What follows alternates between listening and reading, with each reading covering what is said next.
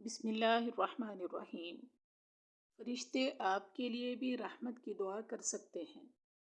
حضرت عامر بن ربیعہ رضی اللہ تعالی عنہ سے روایت ہے کہ رسول اللہ صلی اللہ علیہ وسلم نے فرمایا، جب تک کوئی شخص مجھ پر درود شریف پڑھتا رہتا ہے تو فرشتے اس کے لیے رحمت کی دعائیں کرتے رہتے ہیں۔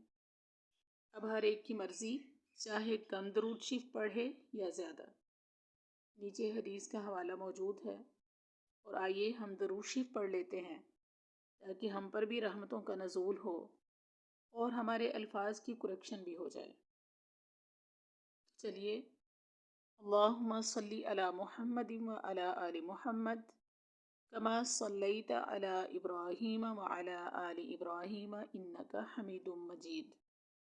اللہم بارک علی محمد وعلی آل محمد کما بارکت علی ابراہیم وعلی آل ابراہیم انک حمید مجید۔ آمین ثم آمین۔